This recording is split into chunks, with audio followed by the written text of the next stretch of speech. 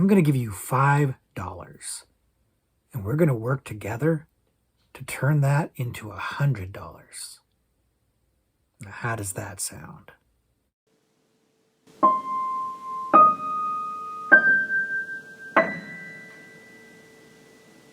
Hello, everybody, and welcome back to the Horror Movie Syllabus. My name is Professor Victor, and I'll be your host as we go through all of the essential, noteworthy, interesting, and notorious modern horror films. If you're new to the channel, I recommend you check out the introduction video. There's a link to it in the description below, and it gives you a pretty good overview of what the Horror Movie Syllabus is all about. Basically, we look at a particular subgenre of horror, and then we pick 3 movies from that subgenre to explore. And we've been doing this for quite a while, so much so that I've actually had to add more subgenres. In addition to the horror movie syllabus, we've also started doing the horror movie supplement, an additional 100 subgenres to the original 100 subgenres that we started with. And that led us to doing a lot of niche and kind of specific subgenres, something that is very, very narrow in scope. And one of the things we started doing was looking at specific movie studios that do a lot of horror movies. And we did this recently with A24. We looked at the A24 studio, and we're doing it again, this time with the Blumhouse studio. I imagine a lot of you are very familiar with the Blumhouse productions. They are pretty mainstream. I call them popcorn horror movies. They're generally made for a mainstream audience. They're very marketable, very crowd-friendly, very media-friendly, tend to be a lot of PG horror, or PG-13 horror rather, and they are mass appeal, generally speaking. And I think that's, pretty cool because it gets horror out there to the masses. It gets people excited about it, gets it mainstream, gets it making some money, because that's the Blumhouse style. The Blumhouse studio, it was created by Jason Blum, who is the producer, and his business model is a pretty simple one. Basically, he finds talented people, gives them a little bit of money, a low budget, has them make a good horror movie, markets the hell out of it, and turns it into a large amount of profit. Is he always successful? No, but he's successful a lot of the time. I guess the first major movie that he got out was Paranormal Activity, which was made for peanuts, like $15,000 or something like that, and wound up making over $100 million. It was a huge, huge hit, put Blumhouse on the map, and he's replicated the formula again and again, giving movies low budgets and then getting massive returns out of them, both in terms of money, in terms of box office, and also in terms, a lot of times, of critical acclaim. Now, this movie house, this studio, is not A24. So A24, we talked about, is really kind of known as the art house horror. It gets a lot of prestige, a lot of critical love. Blumhouse, not so much. Again, it's really more of a mainstream, I don't want to say lowbrow, but kind of lowbrow horror. It's really made for the masses. It's popcorn horror. And as a result, the movies aren't always top quality, and they don't always get the critical love, but the big ones do. Notably, movies like Get Out and Invisible Man and Happy Death Day, even. These are movies that resonated with both audiences and with critics, and again, made money. So there is a really strong formula, a really strong plan that Jason Blum and Blumhouse operate under that's been extremely, extremely lucrative and successful. Now, I'm aware that Blumhouse is a bit more polarizing of a studio than even A24, which we said was a little polarizing. This one really does seem to have its detractors, especially hardcore horror fans who maybe don't appreciate some PG-13 horror, some popcorn horror. I'm not one of those. I like the Blumhouse movies by and large. I do feel like with Blumhouse as a label, you kind of get an idea of what you're going to get, kind of like with A24. You have an idea of what you're going to get. It's going to be mostly fun and not too heavy and not too deep, but still well-made and well-produced horror movies. But there are exceptions to the rule. There are movies that are not that good, and I think a lot of people like to focus on those when they think about Blumhouse, and they like to ignore things like Get Out, which is an Academy Award-winning movie. Things like Oculus, stuff like Split or Invisible Man. These are movies that are quality movies that are not really as maligned as a lot of the other lower tier Blumhouse movies. So much so that you'll note that a lot of the movies I'm talking about are movies that we've already covered in the syllabus. We've already talked about Happy Death Day. We've already talked about Get Out. We've already talked about Sinister and The Purge and a lot of these movies. So we've already covered a lot of these, so we're not going to cover them in this video, even though they are some of the cream of the crop of Blumhouse, because I don't do movies twice. I don't cover movies more than once. So we got to come up with some new Blumhouse movies, and I've got plenty. Like I said, I think this studio cranks out a lot of good to really good horror movies. A lot of ones that worth talking about, a lot of ones that were big hits, and we're going to dig into those today. We're going to rank them as we usually do, undergraduate, graduate, postgraduate level. And today we're just going to go in the order of how much I like them, because I do like Blumhouse, like I said, and we're going to go in increasing order of how much Professor Victor enjoys the movies. So let's go ahead and dig into Blumhouse horror movies. The first movie that we're looking at today, the undergraduate level selection, is Freaky. Freaky came out in 2020 and was originally titled Freaky Friday the 13th, which A, is a better title in my opinion, and B, gives you a pretty good idea of the concept of this movie that was done by writer-director Christopher Landon, who is probably best known maybe for his Happy Death Day movies, which I'm a big fan of those, and we've talked about them on the channel. And as a result of his ability to kind of cross genres, in that case, horror movies and Groundhog's Day, this felt like the right fit for him. Again, crossing genres, Freaky Friday with horror movies or slasher movies. It feels like a right fit, but whether or not it actually is probably a matter of opinion, and we're going to dig into that in just a minute. First, if you haven't seen the movie before, the movie stars Vince Vaughn and Catherine Newton as a serial killer and a angsty high school student, respectively, sort of. And they are, in an encounter, they are body swapped, like Freaky Friday. And all of a sudden, Catherine Newton's high schooler is in Vince Vaughn's large serial killer body, and Vince Vaughn is now trapped in the body of a high school girl.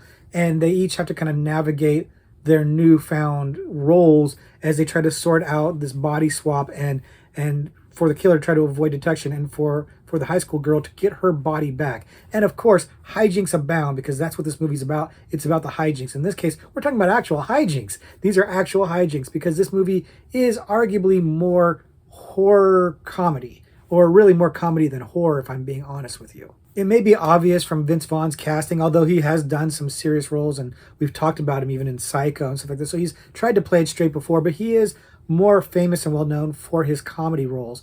And that's really why he's here in this movie, is to be funny.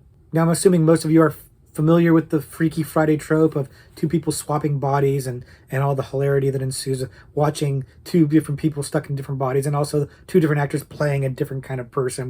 We've seen it before. We all know that, and that's the crux of this movie as well. They're not trying to do too much to change the formula, other than to shoehorn in a slasher movie into the formula, which is a cool idea. Frankly, it's a really fun idea. The notion that the serial killer is now trapped in a high school girl's body and vice versa is fun. That's creative. I like that. And you know me, I love me a slasher movie. So anything that tries to shake up the formula a little bit and do something a little different, I'm here for. And that was an appeal for me for this movie. And it gets it half right, in my opinion. Catherine Newton is an actor who is fine with me. I've seen her be really good in things. I've seen her be pretty unremarkable in things as well. And so she's hit or miss, I guess, with me, but she's a hit here. She's really, really great in this movie. She's great as the high school student, but she's particularly great when she gets, inhabited by the serial killer. Her body language in particular is very fun and very funny. She does this great job of selling you on the idea of a big hulking killer now being in this tiny little compact female body and being not used to it, and thinking that he can still do the things he could do when he was a big strong guy, and not being able to do them. It's fun. It's funny. It's really good. She comes off sinister and hilarious at the same time. She rides that line. She really nails the horror comedy in this. Where my problem lies with the movie is actually with Vince Vaughn. And I'd probably call myself a Vince Vaughn fan overall. He again, maybe he's a little hit and miss for me, but it's not so much his performances as it is he does a lot of movies that I'm not terribly interested in seeing. But especially when Vince Vaughn first hit the scene with like Swingers and Clay Pigeons and stuff like that, I was very into Vince Vaughn early on, and I still have a residual love for the guy, and I do overall like him, but he's not at his best here. Now, here's the thing. It's not that he's bad in the movie. He's doing a funny bit, and he is funny in it. The problem I had with it is that he's playing a typical or stereotypical high school girl. He's not playing Catherine Newton's character. Catherine Newton, we see her for a bit as the high school girl, and she establishes a certain personality, and Vince Vaughn doesn't do that at all. And the personality he's playing is a different character. It's a different person than what Catherine Newton established. It's really just for Vince Vaughn to be funny, like, oh, look at Vince Vaughn playing like he's a teenage girl, ha ha ha. And it wears a little thin, I'm not gonna lie to you. That is a bit of an issue for me. It was actually a pretty big issue for me. And it makes me enjoy the movie a lot less because I would have really liked to see Vaughn challenge himself to play the nuanced character that Catherine Newton was presenting. Somebody who was a little bit troubled, a little bit, not popular, not super confident. And Vince Vaughn does not play that. He plays a stereotypical teen, and it's like I said, it's amusing for a while, but it's nothing. It's not impressive. It's not really all. I mean, Rob Schneider did the same thing, right? So it's not really that interesting to me. It's not that impressive to me. But what did impress me with this movie was the gore. Surprisingly, it's kind of a gory movie. It's not a hugely gory movie. It's not Friday the 13th exactly, but it's definitely not eschewing its Friday the 13th style roots. It's got some shocking gore in there that I was surprised to see in a movie that's clearly aimed at like teenagers. So I really enjoyed that. And the movie's well made. Christopher Landon knows how to pace a movie. This movie never gets boring. Even though Vince Vaughn's shtick starts to wear a little thin, the movie itself is moving. It's rolling, it's going towards a conclusion, and I was into it. I never felt bored. I never got left off the train, so to speak. Like I noted, not all the comedy is hitting for me, but enough of it's hitting for me, and enough of the gore and violence is working for me that I'm into it. I'm into the movie. So even though I've got some big nits to pick with the movie, overall, I'm having a good time, and I'm going to credit a large part of it to Christopher Landon. He is making this movie fun. He's never losing sight of the fact that the movie is supposed to be fun. It's supposed to be an enjoyable ride. So my nitpick about Vaughn not really playing the character that he's supposed to be playing isn't really even that big a deal because Landon's not worried about the correctness of it or the psychological aspect of it or even really the character development aspect of it. He's into the ride, and I can respect that. I wish it had been a little bit more deep. I wish it had been a little bit more of a character study because I think Freaky Friday has the potential, that trope has the potential to give you some really good character study. And it falls short there. It doesn't do that here. I feel like Happy Death Day gave you a better character arc than this movie does. But that's a nitpick. Like I said, it's not something that's going to stop it from being enjoyable. And it didn't because this movie was, again, like I was saying with the Blumhouse, both a critical and commercial success.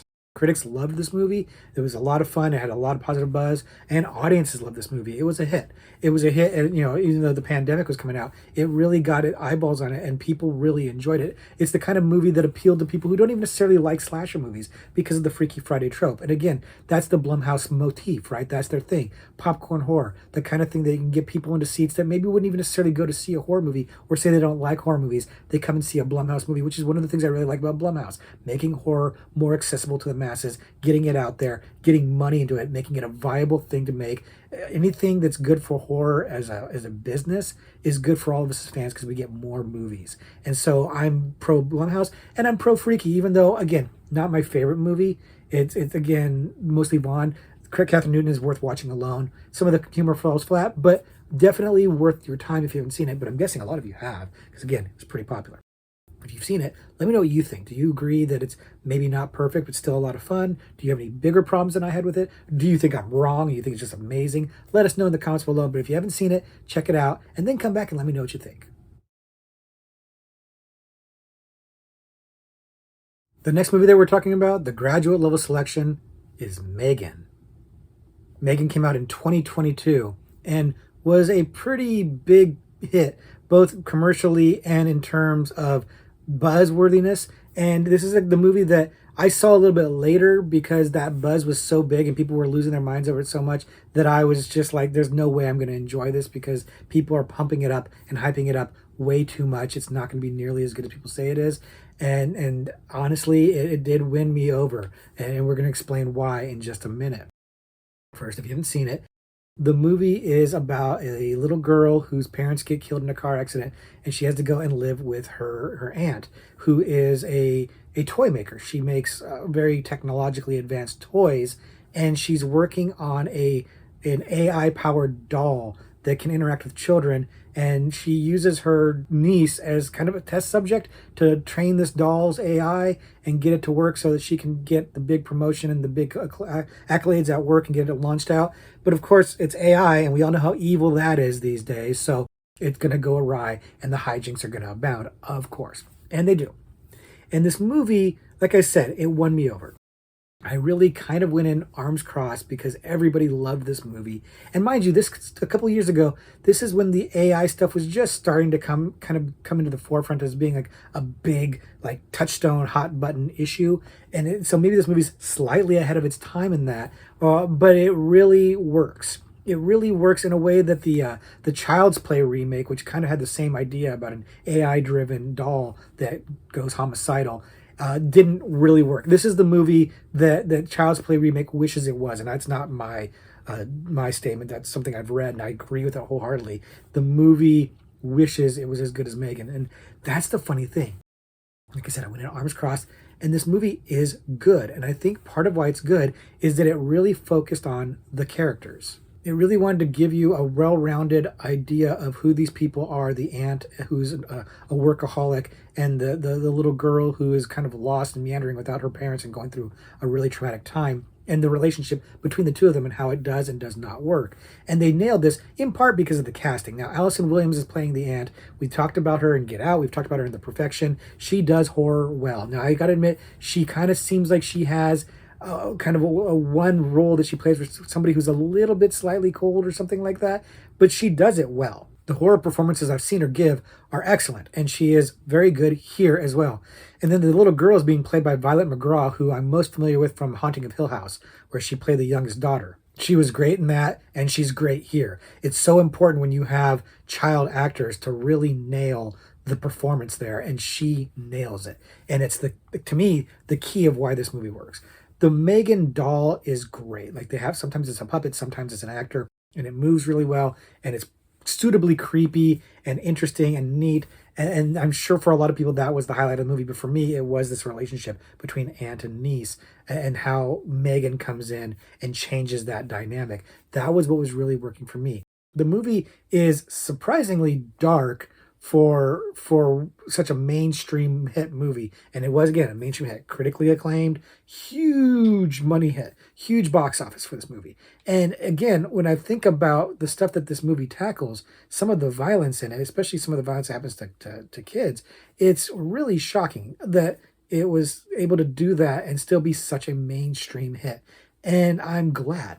Like I said, this is the strength of Blumhouse to me, is being able to take a project like this that is a little bit more challenging, a little bit more pushing the edges, pushing the boundaries a little bit, and getting people to check it out, getting people to get on board with it, whether it be through marketing or just through keeping a rating the right way, putting enough money in there so that the movie looks good, but not so much money that you're taking a financial risk or have to make a big box office in order to break even. These movies turn profits, and Megan turned a huge profit. Now, maybe too much of a profit. Like I said, this movie won me over, but I don't need another one. And from what I understand, they're working on a sequel to it like right now. It's going to be coming out as time of this recording. They're working on a sequel to this, and this movie doesn't need a sequel. And apparently they're also talking about doing a spin-off. Now it's starting to feel cash grabby. I feel like they had a story to tell. They told that story. And look, I'll try to be open-minded. I'll try to be open-minded and think maybe they have an idea that carries a story forward that's interesting. Sometimes I get surprised like that. But I don't know, man. It feels like they caught lightning in a bottle and they want to keep trying to do it. They made so much money, they can't help themselves. They got to try to make more money off of this. They're not going to leave that money on the table. I get it. A sequel is almost guaranteed to bring in some money, especially if they keep the budget down. Again, people loved this movie, so they're going to go see a sequel. I get that. But honestly, it doesn't need a sequel. The movie is tight. It works rather well. I think it ends strong. I think that it tells an interesting cautionary tale about not just AI, because like I said, AI is the buzzword right now, and everybody is kind of freaked out about AI, even though it's been around for a lot longer than people realize. But it also really delves into the psychology of how we interact with AI and how we let it substitute for human interaction. And that's interesting stuff. Now, if they want to go down that path and look into that a little bit more closely, maybe I'll be there for it. Maybe that'll be interesting to me. But as it stands, this movie was great as it was, doesn't need anything more. Strong cast, well directed, well made. The leads are good, the story's tight. Everything about this movie wound up being really good. And again, I went in expecting to not like it, and it won me over. And that's always a big testament to me. If the movie is good enough to make its way through that barrier, to make that way through the prejudice that I have against it, so to speak, then I think that's noteworthy. And the movie it's as good as people say it is. It's warranting all of the praise that it got.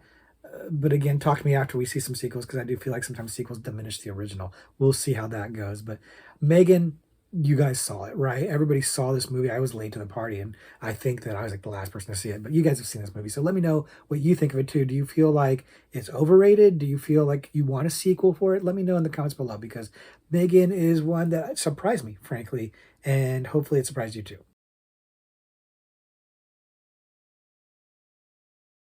In the last movie that we're talking about today, the postgraduate level selection is The Black Phone.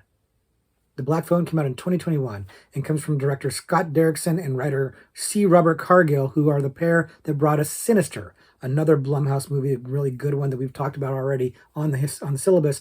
And this is a good pairing, and it leads to really good results generally. And that's no exception here. I'm tipping my hand a little bit, but as you know, these movies are going in order of how much I like them. I liked this movie a lot.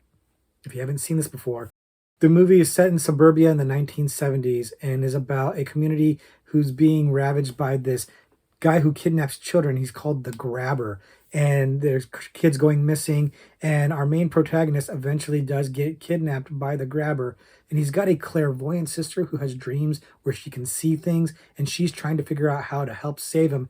And also, while he's trapped there with the Grabber, he's starting to get visited by supernatural events that may help him escape and maybe help him beat the Grabber, or maybe they won't. And we'll go ahead and stop there so it's not spoil the movie for you. But this movie is another one that surprised me, not because I went in with arms crossed, because I thought it looked good just from the trailer, but because of how good it was. This movie is really, really well made. And like I said, Scott Derrickson directing, C. Robert Cargill writing. It's a good pairing. Sinister was a very good movie. I really liked that movie a lot. So I guess I shouldn't be too surprised by this. But what I liked about this is, again, it's another low-budget Blumhouse movie that's made really, really well. It looks slick. It looks good. It's got really good atmosphere. It's got really good pacing. It's got a cool story idea that is not original. Scott Derrickson adapted a book. I think it's called The Black Phone also. And I haven't read it, so I don't really know much about it. But the idea is a strong idea. Now, it may not completely always congeal for me. Like, there's some things about this that feel a little exposition-y or a little convenient. You know, you've got these ghosts, for lack of a better word, helping this kid who's been kidnapped try to figure out different ways to escape and stuff like that. And it's a little bit convenient, but it's a minor nitpick in an otherwise really good movie, especially because of the acting. I said earlier that when you have a child actor, you really need to nail it if they're going to be carrying a big part of the movie. This movie is all carried by the kids, and they are great. Every single kid in this movie is really, really good. In particular, the two lead kids, the brother and sister, are excellent. They are very believable and, more importantly, very likable. Y'all who follow the channel know I'm not the biggest fan of children, right? In movies or in general, frankly. But these kids are likable. You invest in them. You care about them. They give you enough of their daily life that when everything gets changed up and he gets kidnapped, it matters. You're actually concerned about them. You're actually worried that something bad's going to happen. You're invested. You care. And that's huge. Without that, I think the movie kind of sinks in on itself. But they gave it enough of a stakes, enough of an emotional investment into it that I cared watching this movie. And then you throw in Ethan Hawke. Ethan Hawke in the movie playing the Grabber. It's not exactly a spoiler. It was pretty much obvious in the trailers. But he is chilling. And Ethan Hawke's always good. Like, I can't think of a bad performance from Ethan Hawke, frankly. And he's just really bringing in the creep factor here. It's a really icky scenario. If you are somebody who's sensitive to, like, children, violence against children or abuse on children or anything like that, this is going to be a rough ride for you, because this movie is surprisingly dark. Like I talked about Megan getting a little dark, this movie gets dark. Dark for a mainstream horror movie, for sure. A lot of things happen. Kids die in this movie. Kids get hurt in this movie. There is abuse in this movie. There's hints at much worse. And that I was shocked. I was shocked at how dark and serious this movie got. This movie's got light little bits of humor sprinkled in that kind of are welcome bits of relief, but overall, it's a very dour, serious movie, taking itself seriously, playing it straight, and to its benefit. Because this movie, the premise of it with the ghosts and everything like that, could easily slide off the rails, but somehow, some way, they keep it on the rails. They keep this thing working. They make it work and make you invest into it and buy into it, and it never feels stupid or silly or juvenile. It works. Once again, I'm going to credit the filmmaker and the writer. They are really working together to make this movie strong. The aesthetic of it, the whole thing, the setting of it, the 1970s aesthetic of it, everything's working to give it this sense of dread that they want to achieve. They've got the mask that the grabber wears, which is a top tier mask. Now, some of you may remember a while back, me and Noah Hook from Hamburgers and Horror discussed the best masks in horror. This mask is something else. It's a fantastic, the two-piece mask that sometimes, he can reveal his eyes and sometimes he can reveal his mouth, and it's unsettling and creepy. And the amount of care that would have gone into making this mask is just an added layer of just how disturbing and disturbed the person who's committing these crimes is. And it's great. Everything about this movie is working. And again, another big hit for Blumhouse, another one that the critics loved and that made a lot of money on a low budget. This is a good formula. It works. But it works when you make quality films, when you're making really good movies like this movie. This one, I'm really high on this movie. I think that this movie's a little underrated. Like I said, it was a big hit, critical acclaim, and yet I feel like it's a little underrated. I don't feel like people give it the love it deserves. It is darker than people realize. It is more serious and more well made than people give it credit for, in my opinion. And I'd like to see it get more love. Now, again, and it's another one that I've heard rumors about them doing another sequel to this one. Again, don't do that. People are craving original horror right now. You don't need to keep going to these wells. Just give us good stories. You can go from Black Phone to Megan, and they're totally different, but they both feel fresh and original. So give us that. Don't keep going to this well, because like I said, I feel like they did a good job of making this movie feel serious and not ludicrous, but I feel like if you keep pushing your luck on that one, it might not shake out so well. Also, not for nothing, but the way the movie ends, really not clear how they would do a sequel on this one, but that's, if you've seen the movie, you know what I'm talking about.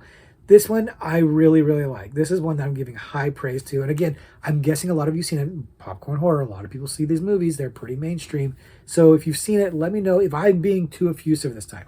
Do you guys think it's only okay? Did you not like it? Did you think it was silly how some of the ghosts came back and told him things? Because I admit that could be an arguable critique that is valid.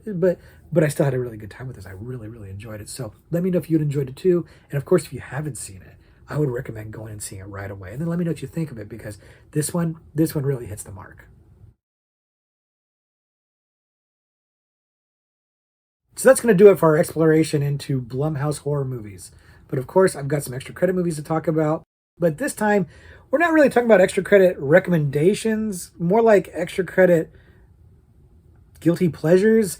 These movies might not be for everyone or anyone other than me, really. These are movies that aren't necessarily all that good, but I want to talk about them anyways, and it's my channel, so I'm going to do what I want. But these are movies that I felt like were worth talking about for one reason or another, but they're not necessarily the best that Blumhouse has to offer. So let's just get into it. The first extra credit movie that I'm going to talk about is The Gallows. The Gallows came out in 2015 and is a much maligned movie. This is a movie that's notorious for being a bad movie, for not being very good, for having, it has a bad reputation for being a subpar movie. And here's the thing, I'm not here to tell you that any of that's wrong. It's not wrong at all. And yet, when I saw this movie and I saw it in theaters, I still really enjoyed it, even though I could recognize that it's not good. And it wasn't even like a so bad it's good. It's just not very good. But let me see if I can explain to you where I'm coming from. If you haven't seen it before, the movie is a found footage movie set in a high school that had a tragedy 20 years ago, the school play, where there was a horrible accident, somebody died, and now 20 years later, they're going to do the same play. Controversial decision, obviously, and there's some various weird things going on and some uncomfortable stuff. and some pranks that are trying to be done. And all of this leads to some supernatural seeming hijinks, as maybe they shouldn't have scratched the surface of this mysterious tragedy and left well enough alone. But I'm going to go ahead and stop there in case you haven't seen it and want to see it. But honestly, a lot of people would tell you not to see it. And I'm not even telling you to see it. The movie is mediocre at best, and that's me being generous, arguably. It's not the best movie. It's definitely not the best found footage movie you're going to ever see. And that's probably one of the biggest problems with it, is making it found footage gave it some limitations that really hurt it. And it suffers from all of the stereotypical found footage problems of, like, why are they still filming, and why are they filming the beginning in the first place, and why would you do certain things, and what motivates the characters. A lot of these problems, narrative problems, really permeate the film and really undercut its ability to be effective. I admit all of that, but I still like the movie, and I guess it's really kind of a me thing. I grew up and I went to high school with a bunch of theater nerd kids, and I was friends and everything. And so this setting of, like, the drama team, the drama department in high school, and all those kids that are involved in putting on the school play, that resonates with me. Like, I know that world. So this worked for me. The characters were relatable to me, even though the acting is not great. The characters are paper thin. I was still able to understand the archetypes because I grew up with them.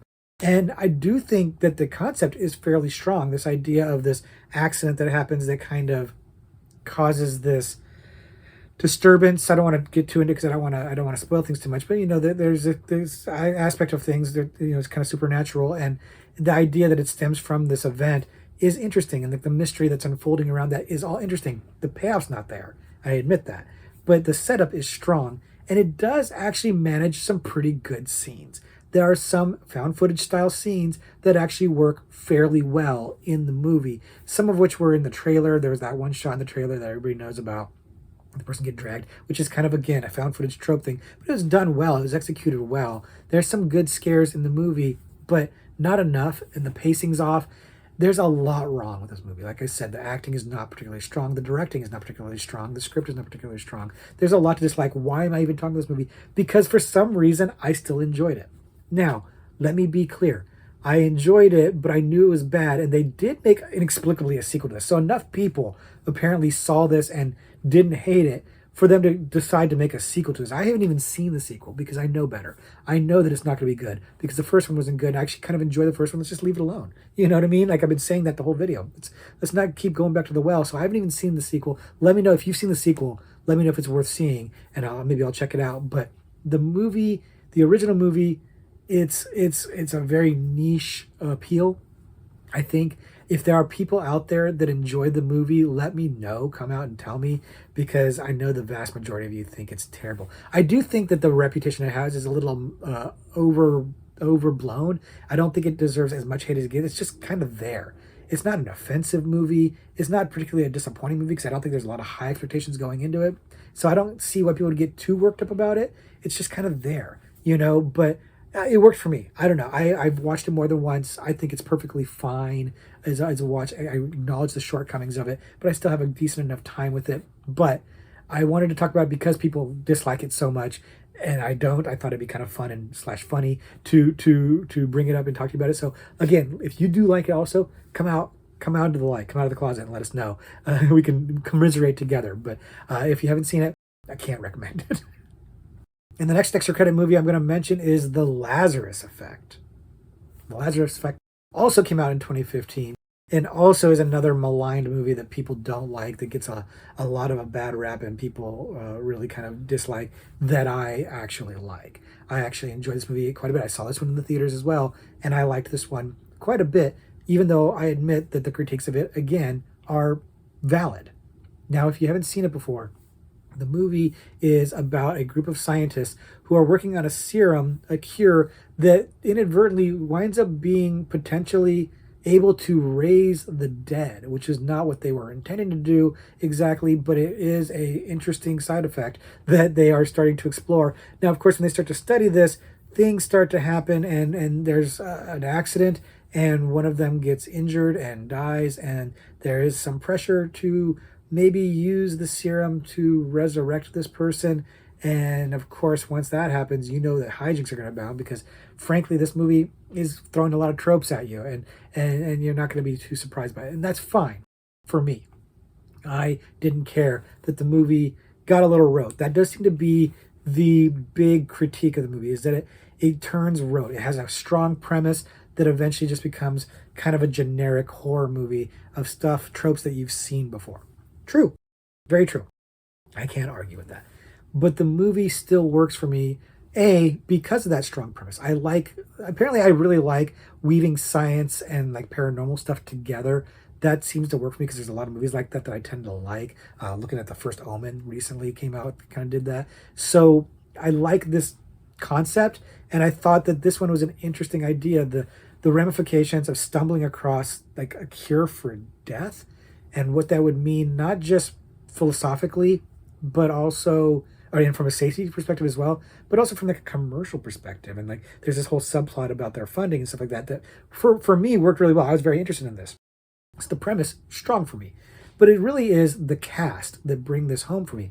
It's got a really strong cast. It's got Mark Duplass, it's got Olivia Wilde, Donald Glover, Evan Peters. These are all actors I like very, very much, and seeing them all together in this movie was the appeal. It's why I went to go see the movie. I was very excited about it. Now, did they all get a chance to shine and get material that was worthy of their abilities? Arguably not. I would say, though, that they are able to elevate what they have there to make it from being dull to being, for me, very watchable. I was invested in the characters because I'm invested in the actors. It was a kind of a shortcut. If these had been unknowns, I might not have responded to the movie as well as I did. I still would like the premise, but I don't think I'd connect with the characters as much. It's kind of a cheat by giving us these actors that are well known and liked. I have some goodwill towards them, and that makes it easier for me to connect with them, be interested in them, care about them as characters. Now, all that said, I might be in the minority here because this movie was not a success. I imagine this budget might have been a little higher than the average budget because, again, the cast they got a lot of known names. Even though they're not huge stars, at least at the time, they were recognizable names. They would have gotten paid something. And this movie was not a hit.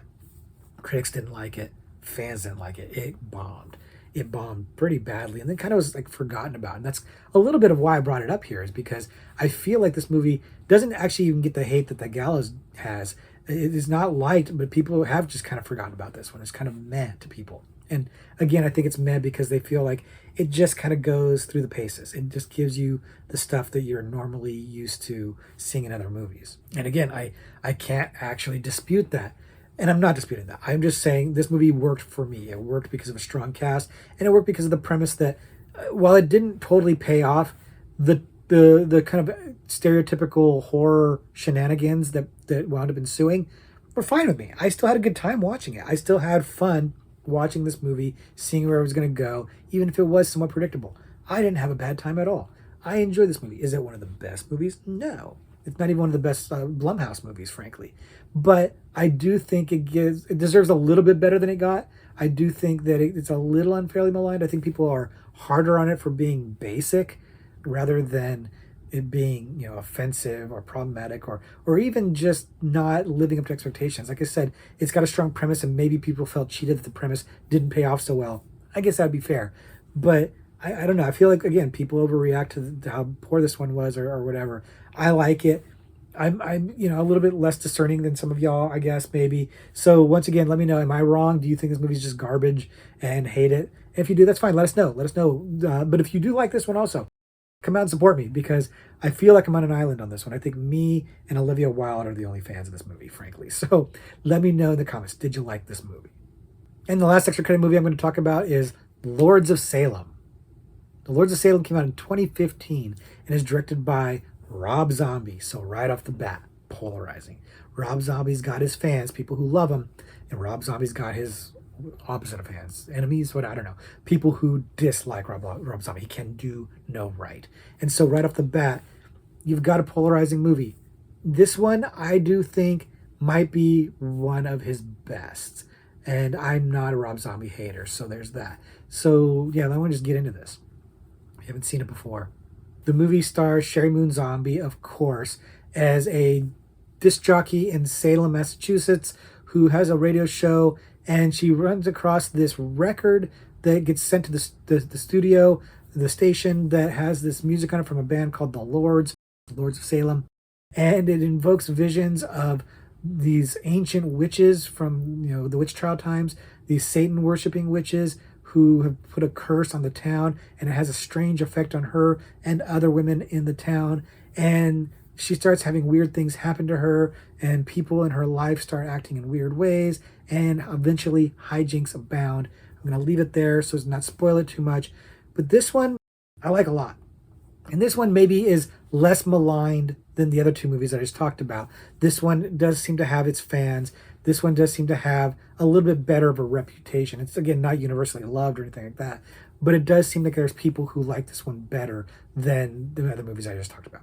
And I'm definitely one of those. I actually don't feel like this one is much of a guilty pleasure. It's just a movie I like that is not necessarily universally loved, because I do think Rob Zombie is a pretty good director, but the critique on him usually is that he really leans into his redneck sensibilities, and everybody's a lot crasser and rougher and kind of dirty and not pleasant. And while that's not necessarily absent from this movie, it's much tempered down. Like, it really is Rob Zombie giving you a little bit more of a normal world that's not quite so Rob Zombified for the most part. Like, yes, he does cast his wife in the lead role, and she's better here than she is in other movies. I know a lot of people hate Sherry Moon Zombie, think she's a terrible actor. I think she is mediocre. I don't think she's bad. Well, I've seen her be bad. That's not a lie. I've never seen her be great. I have seen her be bad, but she can be fine, and she's fine here. But he's surrounded her with a really great cast of genre regulars, a lot of recognizable names like Dee Wallace and Ken Foray, and there's a lot of names in here. And they make these little, sometimes cameos, sometimes bigger roles, and it really makes the movie a lot of fun. If you're a horror fan, you're going to recognize a lot of faces in here. You're going to enjoy it. A lot of them who work with Zombie regularly, but it's a good cast, and it makes for a good experience because Rob Zombie's on his game here. He does make movies that have an interesting aesthetic, and that's true here too. He has made a movie that is visually very interesting. It's a very interesting movie. The visuals, the graphics happening, it's pretty unsettling, and there's some really bizarre stuff here. Not all of it works. Some of it's a little bit laughable, I'm not gonna lie, and it's not quite as strangely experimental as Halloween 2, but it's not far off. The difference here, of course, is it's not spitting on a beloved franchise. It's its own thing. It's its own original movie. And I do like the idea, the concept of this music being part of this history and this legend of this curse. It all works for me. It really is an interesting idea, even though I quibble with some of the portrayals of like witchcraft and stuff like that, but that's neither here nor there. You're in a horror movie about witches, you're going to see some negative portrayals. That's what you're going to get. But it worked for me. It works for me from an aesthetic standpoint, the way Rob Zombie filmed it. It looks good. It looks really good. It might be his best looking film, arguably. And the story, the mystery behind it is pretty good. Arguably, that mystery thread gets lost towards the end. I admit that. But at that point, you're getting to some really surreal stuff, and I was there for the ride. So I'm down for that. I'm down for what this movie is selling me. It's maybe worth noting that this is one of the Blumhouse movies that was done under one of its divisions, Haunted Movies. So there's not the Blumhouse logo at the beginning, which actually threw me off when I was picking it for this video. I was like, wait, is this a Blumhouse movie? And I had to go and research it. Yes, it's Haunted Movies. It's like a subdivision of Blumhouse, and I think Sinister was in the Haunted Movies one also. So there's a couple other ones, but this is one of the early ones in the Haunted Movies subdivision, or whatever. And it is good, and it is underrated. And like I said, I think it maybe Rob Zombie's best movie, or at least one of, which I know to some of you might be a very low bar. I get it. Not everybody likes Rob Zombie, but he did a good job here. Like, everything works here. There's really not anything to critique from a technical or objective standpoint. It may just be it's just not for you, right? The script is pretty good. The acting is by and large fine to really good, because there's a lot of supporting actors that are really good, but the movie looks good. It's well shot. It's well paced. I don't get bored watching the movie. It's good. I don't know why this one doesn't get much more love other than the fact that it is Rob Zombie and people are a little bit biased against him. So I suspect that that has something to do about it. But good concept, solid acting, great visuals. Yeah, this works for me. This is another one that I'm wondering how many people have seen it and actually like this. So obviously, if you've seen it in the comments, let me know. But this is one that, yeah, again, I think it's the Rob Zombie aspect of it that make people a little bit lukewarm to negative on it. But I feel like if you can look past that, he's done something really good here. It's a little bit off his beaten path, not as off the beaten path as the Munsters, mind you, but it's definitely not as Rob Zombie as most of his Rob Zombie movies are. So it's worth a watch, I think. If you haven't seen it, check it out. This is the one that I feel a little bit more confident in actually recommending as an extra credit, as opposed to the other two, which are arguably not very good at all. This one, not as guilty of a pleasure for me. So let me know if you've seen it and what you think of it. But if you do check it out, come back, of course, and let me know. Was I right? Was I wrong? Because I appreciate the feedback. And yeah, this is one I just wanted to highlight. Like I said, just let's talk about these movies. So that's going to do it for our exploration into the Blumhouse horror movies. There's so many more we could talk about, and frankly, we will. There's a lot of movies that we're going to be bringing up in future videos that are Blumhouse movies, and I'm sure they'll be making more. So that's going to be something that keeps coming up, and we'll see that come up over and over again, more Blumhouse in the future. But now the future is reading a Trivial Pursuit card right here on camera and trying to answer it. And given that the movies we talked about are by and large about killers, we're going to go with the killer category on the card today. So here's the question. What 1982 film was credited to director Tobe Hooper and producer Steven Spielberg? And I know this one. Pretty much every decent horror fan probably knows the answer to this question. This is not a hard question. You hear Tobe Hooper and Steven Spielberg, you know what movie we're talking about. Now, the interesting thing about this movie, or this question rather, is that this movie, this question's under the killer category. I would argue that this movie is not a killer movie. Like, it's not about a killer. So there's a hint for you. If you don't actually know this right off the top of your head, there's my hint to you. Like, why in the hell is this in the killer category? That doesn't make any sense to me. This should probably be in a different category. And hell, I'll just give you the other hint because I feel like most of you already know the answer to this question. It should be in the paranormal category, but it's in the killer category. Right here, I just saw it to you. But it's that's weird. And I quibble with that. I also quibble with the way they've written it, but I guess technically it's right. It says credited to director Tobe Hooper and producer Steven Spielberg. That is technically correct, but it's weird how they just say, I don't know why that bothered me, credited, because I guess that's kind of the crux of it, right? The whole history of this movie is that it's credited to director Tobe Hooper and producer Steven Spielberg, but the overlying controversy or rumor about it is that Spielberg did a lot of the directing himself because it feels very much like a Steven Spielberg movie. That is why it's so notorious, or why this question in particular is so notorious. The movie was a hit. It's a big, popular movie we have covered it on the channel. But it's interesting, this question, because of the controversy that maybe Spielberg kind of usurped Hooper's directing power and did it himself, which they deny. But damn if it doesn't really feel like a Steven Spielberg movie, a pretty dark Steven Spielberg movie. So enough clues. I've prodded on long enough. I definitely 100% know the answer to this question. Do you? Lock in your answer, because I'm about to answer. Locked in? Good? Okay. My answer, of course, is Poltergeist. Poltergeist, the famous movie that directed by Tobe Hooper, but everybody thinks is Steven Spielberg, and is a ghost movie. It's a haunted house. It's not killers, but let's go ahead and look at the card just to confirm. Poltergeist, 1982. Yes, so that was a really easy question as far as I'm concerned, but weird to put it in that category. Really not a killer category at all. I'm guessing all of you got that right. If you didn't, I'd like to know what you said. Did you say Texas Chainsaw Massacre? Because if you did, that would be funny. But let me know if you had wrong answers in the comments, but I'm guessing there were none. I'm guessing that you got that one right. I'm also guessing that you stayed here long enough that you appreciate the channel, and I appreciate you for appreciating the channel. Thank you very much for hanging out. Thank you for talking Blumhouse horror with me. Let's talk about it some more in the comments below. Next week, we're going to talk about something completely different. But until then, class dismissed.